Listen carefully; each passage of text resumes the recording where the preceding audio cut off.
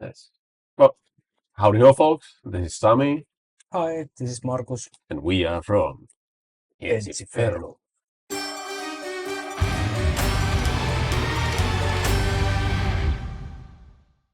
Good, Good, good. thanks. Press day. So, a lot of interviews.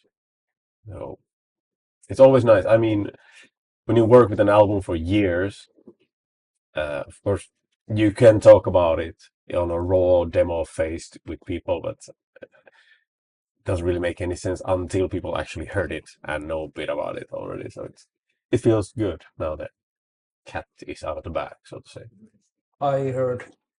I saw a lot of positive comments about it, and I mean those two songs which been released already. So It feels good, pretty yeah. good. Yeah. Yeah, because to be honest, at some point, it's always when you're composing a new album, at some point you feel like this is going to be horrible shit. Like, so it feels good when things are getting together. And, oh, yes, this actually, oh, it sounds good.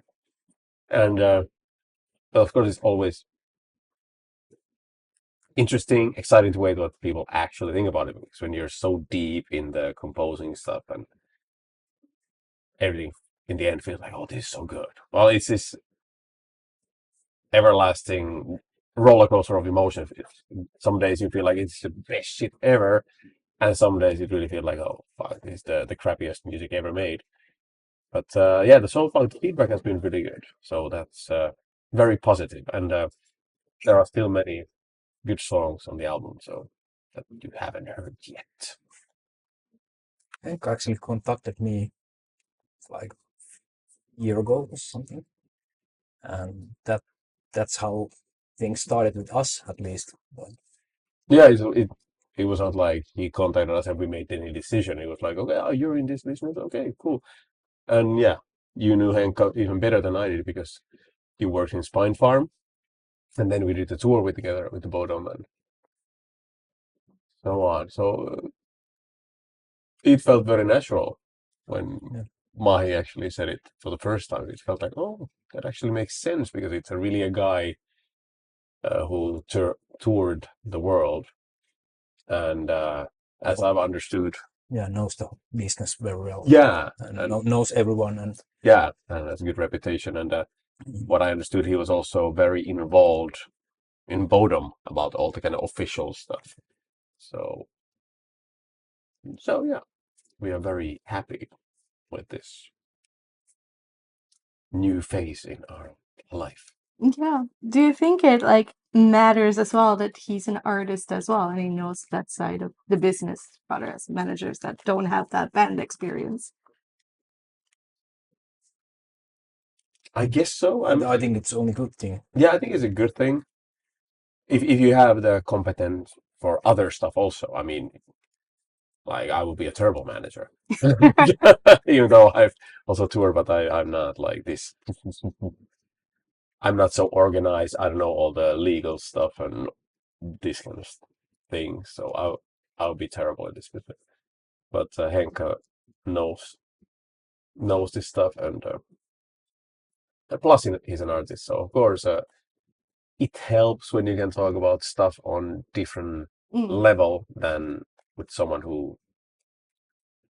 Now I'm talking really general because yeah, we only have good stuff to say about Continental, but like someone who's just been in the office their whole life and graduated from some school and went behind the office desk and then start booking shows or whatever. It's completely different if you really went through the shit, traveling with a band and playing in a fever and not having water on, and all these small stuff they can relate to that. So it makes sense. I think it's always like you just do what you like, Yeah. and then the result is what it is. Yeah. Like we never think like, okay, let's try to do this kind of album or this kind of album. It's just when we get the songs done, Yeah. then we can hear like, okay, this sounds maybe a bit like from afar and But yeah, I think that really comes from afar aspect. From afar was a bit dark album. Yeah, though there was Twilight Tavern, like the beer drinking song, but maybe that's the thing that resembles from afar. But before any of the cream and cherries on top, like orchestration and so on, when we did like the really first raw idea of this this song that would end up being on with the stum, I had very strong first album feeling. And even when Markus sent like some of the early demo ideas, I think it was really strong like first album vibe, which was really cool because it's nice to have still connection to your roots, even though of course you go forward. And the eternal thing, as a band, like I said, when you're too deep in the stuff, everything feels so grandeur. But yeah, like for some random listener, it's definitely gonna sound like same shit we always done, just longer songs. Yeah. Yeah. Well, this time there was only Lassi. Yeah. The who plays Nyckelharppa. yeah Nyckelharppa.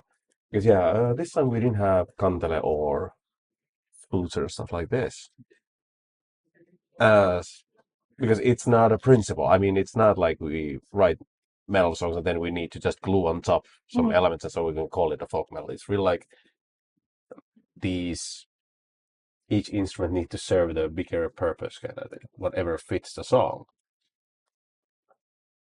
And yeah, maybe the melodies were also more folkish this time than heavy metalish, kind of. Don't get me wrong, Talasik had also like some folkish stuff, but I think it had more, yeah, a lot more, in my opinion. But Yeah, maybe it's the thing about the melodies in a way, because I felt like maybe Thalasik is a bit more punchier and in your face than these records. So yeah, it feels a bit different to me. yeah, and that was also like it was not something we decided, hey, let's make an album that is like more straightforward. Those songs just happened when Talasik. And some of the stuff that ended up on Winterstone was already there, like the raw ideas, but they never finished. And there was just like maybe more like one melody. Okay, and this needs some other parts, and let's continue later on. And yeah, but I guess that production-wise, it makes sense to say it sounds like Talasik because we had the same team. Yeah. Well, of course, that affects that Janne Joutsonen was there to kick our ass in the studio, and Jens Bogren mixed and mastered. Of course, that sound resembles. So, and why not? Because it sounds really good. Why did you decide that you only wanted the Nyckelharppa instead of the rest of the I don't instruments? think it was decided. Like we didn't like have a big meeting. Like, Yeah.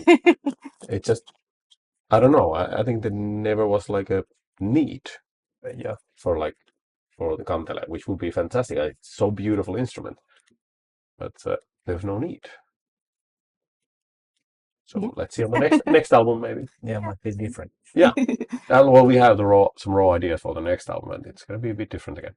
I started thinking about it like I would say like 10 years ago, like this. I never talked about it to anyone because in my head it never meant to collide with ENSIFERUM universe. It was really something I thought. I just built the story. I've written some short passages, and I really thought I'm gonna write it, not like when I retired, but when things are a bit more calmer, maybe when there's like if we ever would have a off year, well, that would mean we would make shit tons of money first, which will never happen probably. But I always thought like then eventually I will start writing it, and I think it took like almost fucking 2 years before I got any lyrics in the rehearsal room. Guys were like really like pushing it, like we need lyrics to actually go forward in the arrangement. And I wrote some stuff and everything just felt like shit. Like exactly like we were talking about the folk instruments. It felt like the songs were like there, and then I would come up with some weird stuff and try to glue them, and so it just never matched. And it was a bit desperate. Well, it was desperate times anyway, the fucking COVID time. So in a way, maybe that was we needed to go through that also for the lyrics to really match the motion of the album. But eventually I'm gonna write it, but Well, now you kind of No. have to. Yeah, well, not now. I still have a fucking day job and all this stuff. So yeah, let's see. I would like to write, but I just can't. Hmm. So that's one reason I don't do any lyrics. And it's Maybe someday. yeah. I actually did some lyric writing in Finnish, and it was so fucking much nicer because Finnish is such a vivid language, Hmm. and English not being native language, it's always a bit tricky. I'm always checking like different phrases and different synonyms, and I'm checking from my English friend, like, hey, could I use this phrase? It would make any sense, just to try to keep it more interesting because I don't write like high literature. I know that, and it fucking sucks. Uh, yeah, because I really don't have time to read either nowadays that much. Because of course, if I would read much more in English, that would help. But life, we're not at 18 anymore. Life gets complicated. Uh, but yeah, I don't know why guys trusted me since I joined the band. Maybe because at that point I was reading a lot, so it felt easy to write Mm. fantasy and heroic stuff. And but I always felt like, well, many times I ask for my like, what is your feeling about this melody? Then like a melody and one riff or something like. What do you have in your mind? And yeah, sometimes it might be just one two words that come from him, and like, okay, actually, yeah, this would. It was good. I remember it was One Man Army album. I remember we were having a walk on a tour. No, we were composing One Man Army. Yes. Yeah. And it was song. Hidden Well, Horde, I guess. yes, Heathen Horde, because I had completely different idea for that. It would have been much more pussier song, so to say. Then mine explained like he wanted to be like his anthem, and I was like, yes, actually, so much better angle to this song, and that's why it's important. It's still a band effort Yeah. always. I came up with like the main melody and like some parts like raw ideas, but it's always like a band that arranges stuff. And I'm a bass player. I'm not a guitar player, Hmm. so that's what I really love. Like if I bring my beat, like okay, here's this kind of raw idea, and then he does it suddenly there, and okay, the melody sounds much better now. And then like, oh, could we change this chord here and boom, boom, boom, and it elevates. What can I say about this song? It tells about one of the tribes in the story who are fighting against Winterstone Vigilantes, who are a bit of a cunt in this part of the book. Hmm.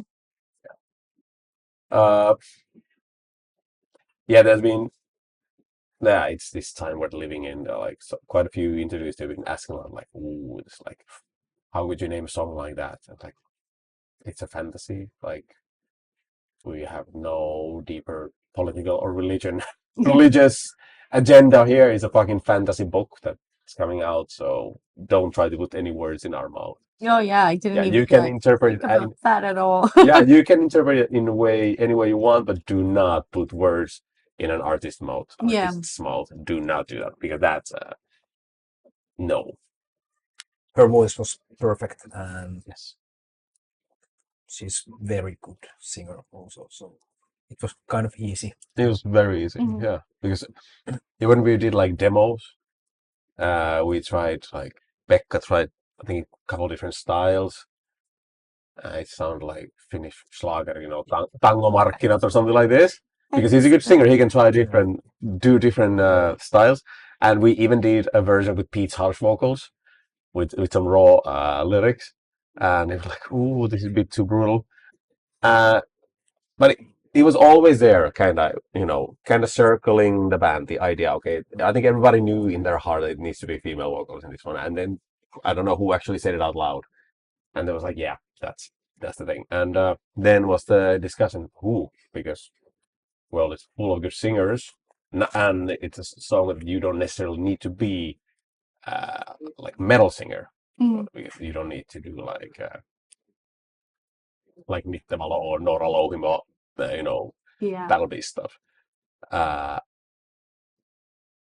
Anyway, we're like pondering the few obvious ideas, but decided, okay, let's go on the tour and let's get back to this after the tour. And it was like I would say like second show. I think I really went to see other bands, and others were also like, "Did you listen to the singer?" But of course, as a Finns, we don't talk to anyone.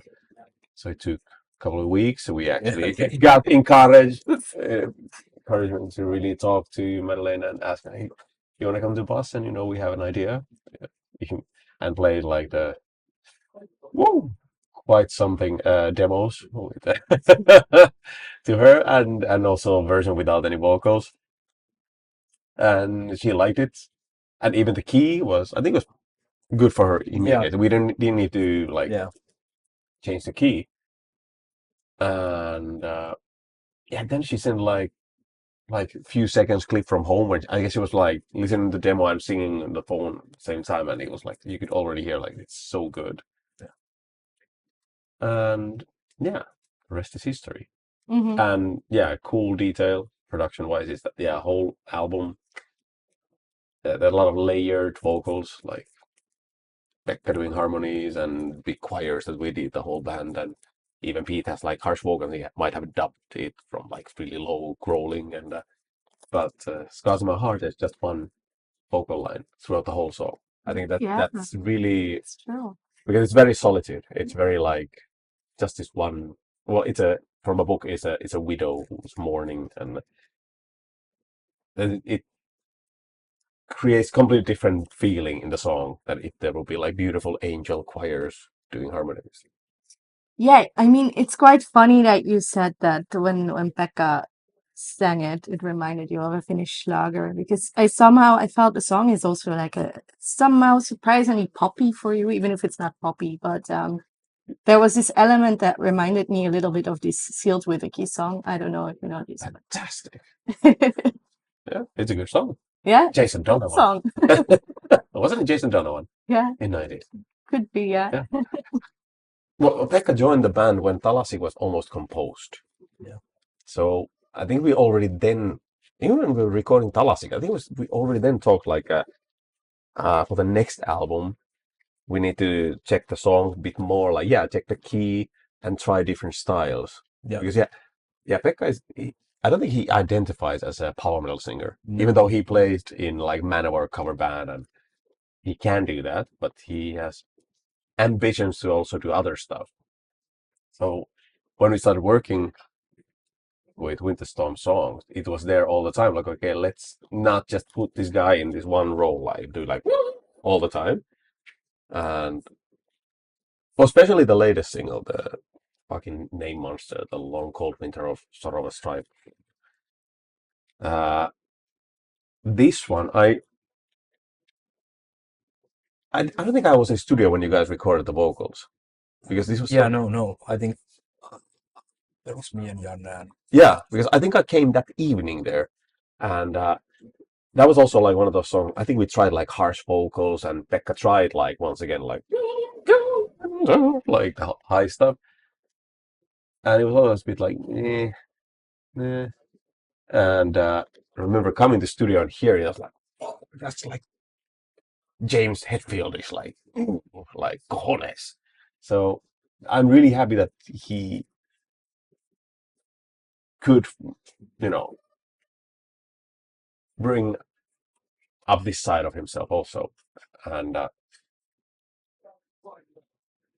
that's the beauty. That's what I always say. Like, I'm a bass player. I don't play guitar.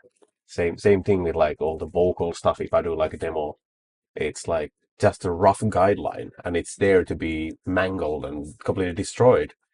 And that's the beauty of when you compose and arrange as a band. Then other guys who know their instrument, and Pekka's other instrument is his voice, he can really step up and say, hey, like, that's okay, but should we try something like this? Like, that's the beauty of when you have guys in the band who are much more talented than you are. I wouldn't say that. The rest cannot write lyrics, so Yeah. Well, that's the beauty of like everybody can bring their strength into it in the composing process. And I think it's important that everybody feels comfortable and can like stand behind every song, and so it doesn't feel like, okay, I'm just put into this role and I just need to do this all the time. Like that could get boring as a musician also, especially with ENSIFERUM, because it's so the variety is so big with the songs. Like he's not just the one trick pony. So Yeah. I'm really happy how Pekka could utilize his voice, and I think there's still a lot of stuff that he can do. But, well, it doesn't mean that everything you can do should be like I can play funk, but that doesn't mean that we should have slap bass on an ENSIFERUM album. Doesn't mean like that, but at least it gives more possibilities for the band, so we can try different stuff. Let's see, maybe there's a bass solo on the next album. Yeah, We slap start bass the solo. album with some Seinfeld stuff. They release an album because it's really the same day. Yeah, it's Yeah. That fucking sucks. But it's like two bands releasing a new album. It makes sense, and I guess we're both on a level that I mean, people who know us and people who know Swallow the Sun who dig that stuff. I think there's come kind of glass ceiling already. So this is a good way also to introduce our music live to completely different crowd. I mean, because it's quite different music. I mean, I love Swallow the Sun, but that's quite unexpected combination. Exactly. So let's hope it's not too far apart, that people will still be interested to check both bands. Because that's also the beauty of live music. There are bands that I love from an album, and bands that I love live. Some bands that work better, and ENSIFERUM has always been a live band for me. So let's see. But I think it's gonna be a really good tour. Yeah, I think it's gonna be pretty interesting because you're the kind of band that can make Finnish people even go crazy. And Swallow the Sun is like actually quite the opposite, like a very introspective band. So it's gonna be interesting to see how their fans will react to your music. Yeah, And vice versa. Yeah. But also for them, it's about a lot of beautiful melodies. I think that's really that. I mean, for a person who is not a metalhead, what they probably would hear is harsh vocals, clean vocals, and there are melodies all the time. Right? Like, so what's the big difference?